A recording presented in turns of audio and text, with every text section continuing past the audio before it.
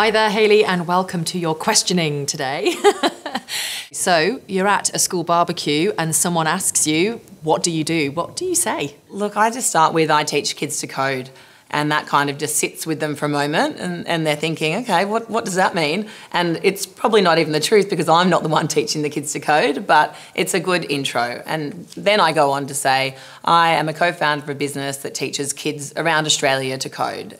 And if they're still interested, then I'll carry on a long-winded 5-minute spiel. But basically it comes down to, I have a business that goes into schools every school holidays and we'll have 5,000 kids around Australia at 130 locations.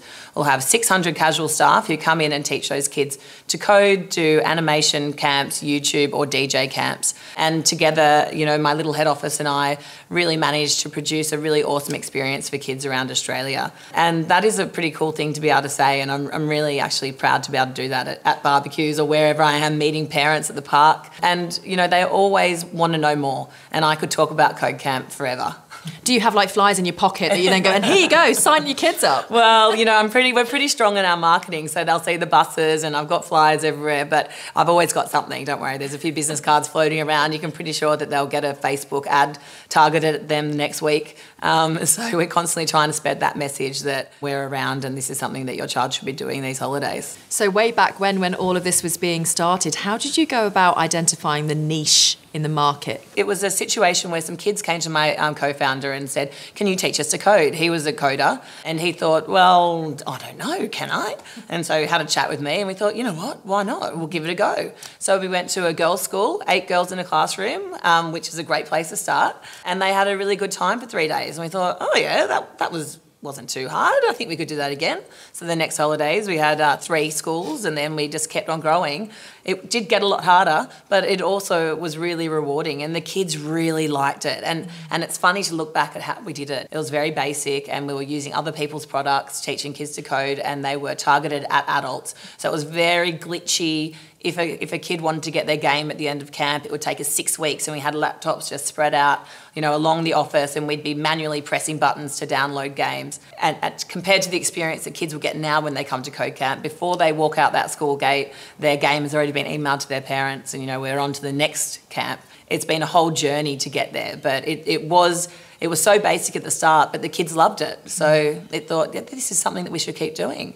And we were real innovators really in the space. There wasn't anyone doing it. So we were really proud. It's never easy to be first to market, but someone has to be. Yeah, absolutely. So you personally now, do you identify as a woman in tech, even now? Yeah, look, I do because I am a woman in tech, but I haven't come from that background. So, you know, I'm not preaching that I'm the tech genius that, you know, some people I hire are, but I am a woman in tech, but I've come from a different path. I did marketing at university. I had a whole heap of different jobs before Code Camp started. So I think I probably am more of an entrepreneur than a powerful woman in tech, but I am also taking that and grabbing it because that's going to help me and help my purpose, which is my business and the kids that we're helping to get involved in the future. So when you were back at school, what kind of skills do you think actually helped prepare you for where you are right now? Or did they? Yeah, it's a great question. Look, I think on reflection, what I've realised is that I realised early on that you didn't have to be the smartest in the room to get somewhere, and that started at school. So I always felt quite confident in putting my hand up and asking a question or listening to someone else's answer and then kind of honing my own response to something that was happening. I also understood that even though maybe school was a little bit hard for me academically, that I could still get through and I could still be, you know, a leader in the classroom, a leader at the school, by being confident and being proud of my own opinion and not having to just follow everyone else. So I really think that's helped me in my whole career because I'm sitting in these rooms and meetings and conferences, a lot of really smart people, and it might seem daunting, but I kind of look around the room and I realise that I've got other strengths that those people might not have. So I really remind myself of that daily. You may not feel like you belong here, but you have the resilience and you are a strong person, Hayley. You can get through this part, and that's really just kind of led my whole career. So some people have suggested that it's less about academic qualifications into the future and more now about things like skills and aptitude. Would you agree? see that all the time. I deal with a lot of, like I just mentioned, a lot of really smart people who might be coders or, tech specialists developing our products for us. And while they're amazing at the creativity and the tech side of it, maybe their communication skills aren't, as good as they could be. So often I'll have to sit in a room and kind of just navigate both sides so that we can get an outcome we need. Or I'll bring in the perspective of our customer as the normal person in the situation of, this is who we're trying to relate with. Let's do it this way. And everyone's like, oh yeah, great idea. So it's it's super important that my communication skills are there to lead the team that we work with every day at Code Camp. So when you see the kids coming into the camp now, are you seeing many differences in terms of gender or confidence, or are you seeing that the more academically gifted children are the ones that are coming, but we're missing some of those other kids that have great broad skill sets but may not be particularly excellent at maths, for example? I think when we first started out, it was really, most kids who came were, quite academic, and they were there to progress their skills. And then as we created this business and grew it, we really tried to tap into the whole market, obviously. And not everyone is academic, not everyone wants to learn to code because they may not understand what it actually is. So we really tried to flip everything to talk about how creative technology can be. So we do get quite a broad range of kids coming to camp. And that is the best part of Code Camp now, coming into a classroom and seeing every type of child there, from really smart kids to kids with learning, difficulties. And there's something for all of them there. If everyone can walk away, 30 kids can walk away at the end of the day and have a smile, then we are stoked. It's been a great day because we've managed to reach out to every one of those kids and give them something that they needed from that day at Code Camp. So are you seeing much of a gender difference when it comes to Code Camp, and what kind of levers are you starting to recognise that you might need to pull to get more girls involved in Code Camp? It was really heavily skewed to males at the start, and look, we are still skewing more male, but we are trying really hard to reach every girl that we can. And we're doing that by offering new camps. We're changing our marketing to talk about the creativity and how much fun it is with, tapping into design elements. We've got our new camps of YouTube, DJ and animation, and they were all to try and get girls excited about learning tech and not kind of overwhelming them with the coding side. Now, I don't think the young girls are overwhelmed. I think the parents are overwhelmed, and we're communicating with parents. They are the bookers of the camp, so we need to talk to the mums and dads and tell them why it's fun and why their daughter's going to like it. Our marketing has girls on it. It's the reason that now I try and put myself out there a bit more, because it's that old adage of you can't be what you can't see. Well, one of the things we know about the future of cybersecurity roles, for example, is that a lot of the training and a lot of the responses are actually team-based, project-based work. So what are you doing at Code Camp to bring some of those team-based skills into the curriculum you've got? Girls especially do love teamwork. So at a few of the camps, they work in pairs or small groups to build and work out a problem and solve it. We've got an entrepreneurial camp, and the girls get given a problem, and as a team, they come out with a product that they can, use to solve the issue at hand. And the girls do really well at that. So we're constantly looking at the way we deliver our programs so that we can really hone in on what girls like doing. And the teamwork is one of those things. So it's a journey. Coding at the start for us has been every child builds their own game. Now it's evolved into if you want to work with a partner, you can. And then it's come to YouTube Camp, where as a team they will film their videos and then edit it together, or separately with the same footage. So we do try and collaborate a lot because the girls enjoy it. But I guess it is an area that we could look at to do kind of more classroom-based when we're going into a school, and maybe more incursion-based than at camps. Look at how we can offer that to the schools so that the girls are coming out with a full product at the end, which is what we do at Entrepreneurial Camp. So what kind of numbers are you sitting at the moment in terms of girls and boys across your project? Look, it depends on the camp, but a good week would be 60-40.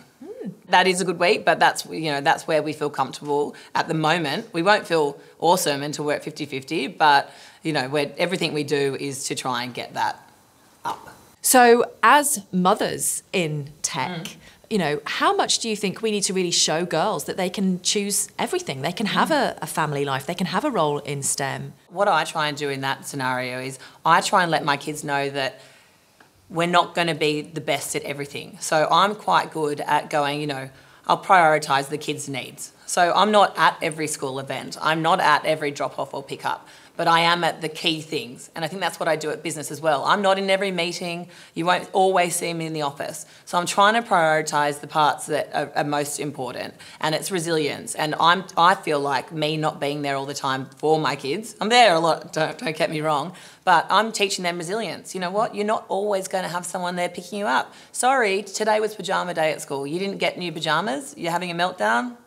Oh, well, you know, like, first world problems. Yeah, this is life. Welcome. Yeah. So that's what I try and do. I'm trying to build these kids who are strong. They're strong women, and if things don't go their way, oh, well, we'll work out a new way.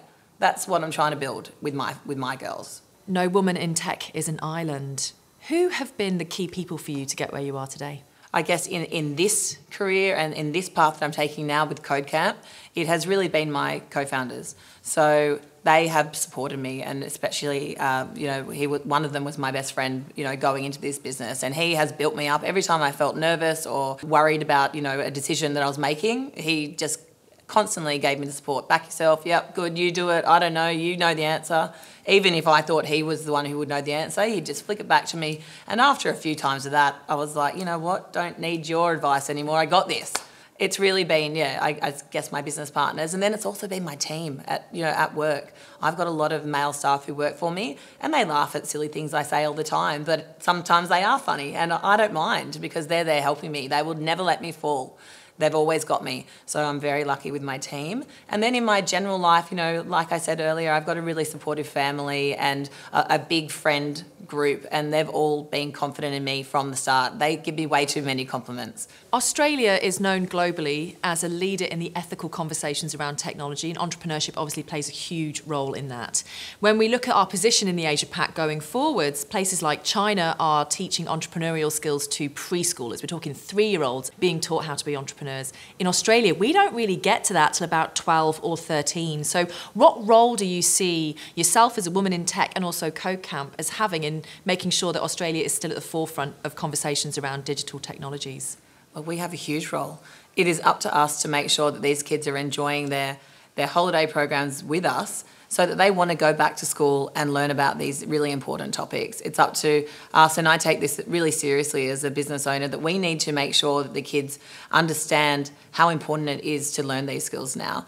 We want the parents to understand. So we're constantly communicating with parents on why and the hows that this can happen within their schooling. So we work with the schools also, incursions and curriculum-based learning, to really encourage teachers and parents to get onto it now, not just at holiday camps, but let's make this a core thing that happens at school. And it really takes a full community change in mindset to get this going. It's not just kind of something that I can do, but I will try my best to make sure that it happens. What are your proudest moments with Code Camp? I mean, look at this journey that you've been on. Oh my gosh, there has been so many proud moments. We've had a lot of wins. We've also had a few fails, but the wins have been awesome. And I think one of the really cool things was building our own platform, Code Camp World. Kids can learn drag and drop coding all the way through to JavaScript on our platform, which allows us to run online camps, and it means that we can take coding to communities that we couldn't actually physically get to. And there's a lot of products on the shelves that teach kids to code, but we really took all our experience of having taught so many kids to code using these off-the-shelf products and took the best bits from everything to build our own platform, and it was all built by women, which was amazing. We had 3 full-time female developers who worked on it, and it is a really great product that we're super proud of. Have there been any moments that have made you feel a bit sad or that have really shocked you when you've been dealing with Code Camp? Yeah, look, it has been a journey. There's been, a few moments where I thought, wow, can we really change the community mindset on this? How hard is it? We've tried really hard to get more girls involved, and it doesn't matter really what we do. Sometimes the message just doesn't get through. I've been at camps where I've had 2 kids, brothers and sisters standing next to each other, and I've let the dad know that the girl needs to progress to the next level of coding, and he's point blank in front of the son and daughter told me that no, the son needs to progress and the daughter should stay where she is because she's not interested, but the son is. And I just thought, no, but this girl has a real gift at this. She needs to move up. And look, the boy's giving me a red hot go, but he needs to stay where he is. And I'm dealing with conversations like that thinking, what kind of damage is that going to have on your child if you're not supporting her to give it a best shot now? We really need that narrative to change. And, that doesn't happen all the time, of course, but I do feel like it is a bit of a mindset where parents think the boys are going to be better at it or enjoy it more, and they're kind of holding girls back inadvertently, even really, really smart women.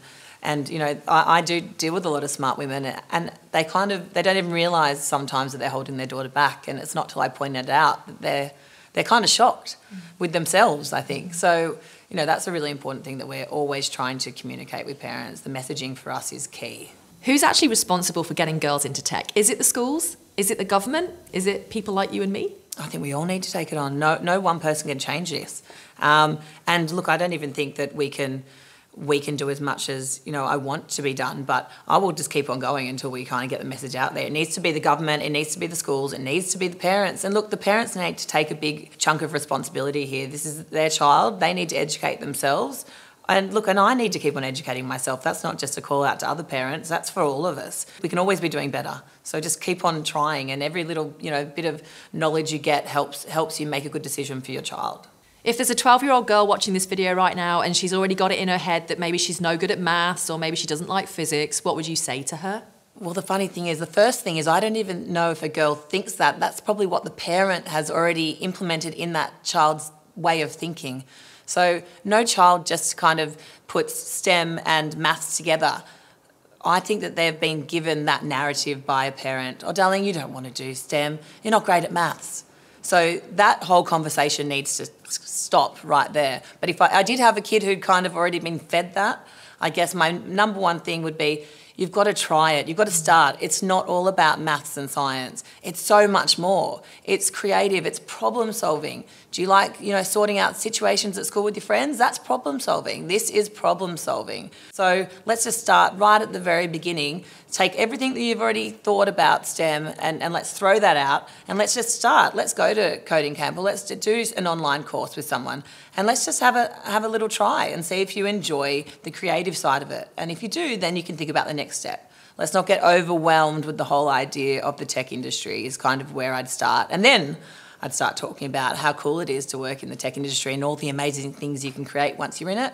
And there's so many things that, you know, that would benefit a female going into the industry.